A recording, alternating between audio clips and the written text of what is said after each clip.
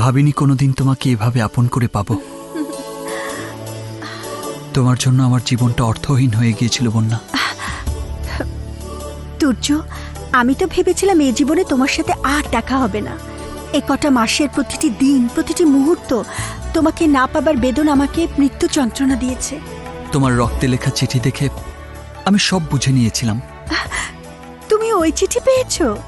হ্যাঁ, তামান্না নামের একটি মেয়ে আমার কাছে চিঠিটা নিয়ে এসেছিল। হ্যাঁ, মেয়ে? বয়স কত? দেখতে কেমন? দেখতে ভালো, বয়স থাক থাক, আর বলতে হবে না। আমি এদিকে বন্দি থেকে তোমার জন্য ছটফট করছি, আর তুমি? আর আমি বন্যা নামের মেয়েটির ভালোবাসার বন্যায় দিশেহারা হয়ে গিয়েছিলাম। বিশ্বাস করি না।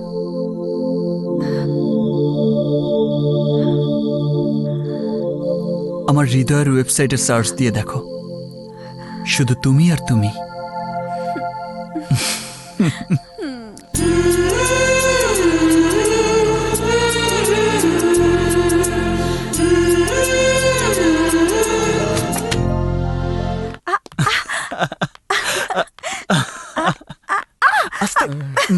আমরা বিয়ের বাজার করতে যাচ্ছিলাম বস, খানবাড়ির লোকজন আমাদেরকে মেরে তাড়িয়ে দিয়েছে আর বলেছে এই বিয়ে বন্ধ করতে। চুপ! বন্ধ কর, বিয়ের আয়োজন বন্ধ কর। যুদ্ধের সাজ নেই, খান বাড়ির আক্রমণের জবাব দিতে হবে আমাদের। আজ খান বাড়িকে গোরস্থান বানিয়ে আসবো আমরা। চাচা, লোকজন খবর দাও। এই রাসেল, গুলি লোড কর, তাড়াতাড়ি কর। অস্ত্র বোমা মারামারি কোনো সমস্যার সমাধান নয়। আপনারা বিয়ের আয়োজন করতে থাকুন, আমি কথা বলে আসি খানবাড়ির বড় খান সাহেবের সাথে। কি কথা বলবে তুমি? খান মানুষের মুখের ভাষা বুঝে না, বুঝে রক্তের ভাষা।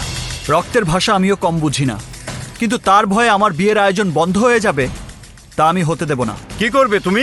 খান সাহেবকে আমার বিয়েতে দাওয়াত দেব। তুর্য, ডোন্ট ওয়ারি, আপনারা যাকে হত্যা করতে চান উনিই হবেন আমার বিয়েতে চিফ গেস্ট।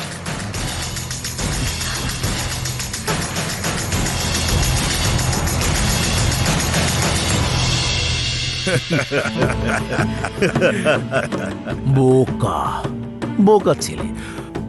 বাঘের ঘরে যদি বাঘ শিকার করতে পারে ভালো, আর যদি না পারে আরো ভালো। রাসেলের সাথে বন্যার বিয়েতে তাহলে আর কোনো বাধাই থাকলো না।